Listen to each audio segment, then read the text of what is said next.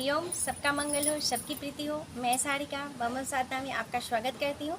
आज मैं बताऊँगी सोमवती अमावस्या। सोमवती अमावस्या आपको सावन महीने में 17 जुलाई को आपको लग रही है।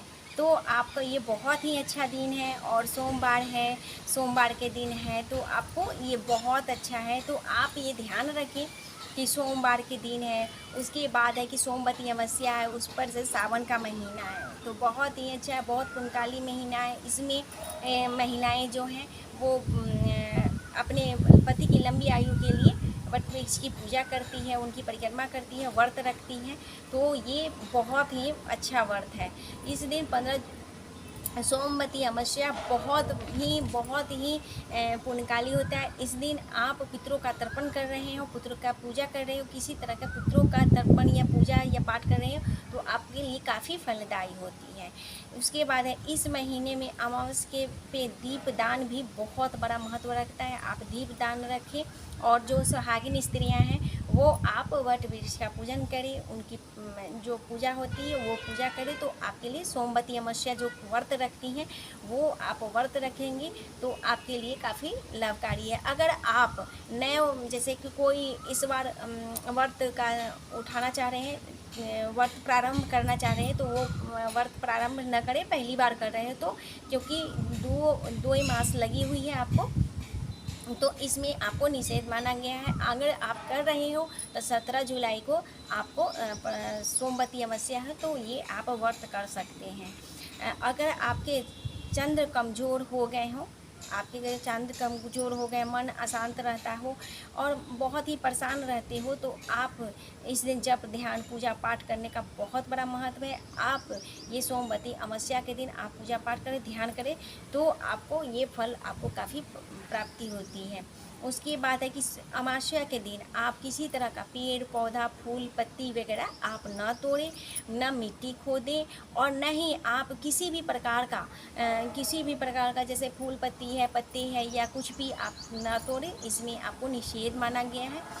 उसके बाद है कि आप मिट्टी जैसे किसान जो आप किसान हो तो किसान खेती करते हैं तो आप ये उस दिन खेती नहीं करनी चाहिए। उसके बाद है कि खुदाई वगैरह होती है तो वो नहीं करनी चाहिए। उसके बाद है कि अमावस्या के दिन आप स्त्री से मांग ना करें। उसके बाद है कि ब्रह्मचर्य का पालन रखें।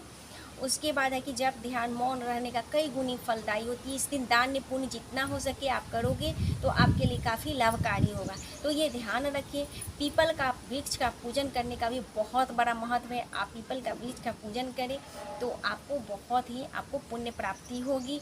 उसके बाद इस दिन आपको भोजन किसी दूसरे के घर का भोजन नहीं करना चाहिए। अमावस्या के दिन आपकी किसी दूसरे के यहाँ का भोजन नहीं करना चाहिए। आपका 1 महीना का पुण्य नाश हो जाता है। तो आप ध्यान रखें कि इस दिन आप दूसरे के यहाँ का भोजन ना करें। तो आप ध्यान रखें कि ये सब चीज़ें आपकी छोटे छोटे चीज़ें होती है, बहुत ये होता है, मायने रखता है। तो आप ये ध्यान रखें।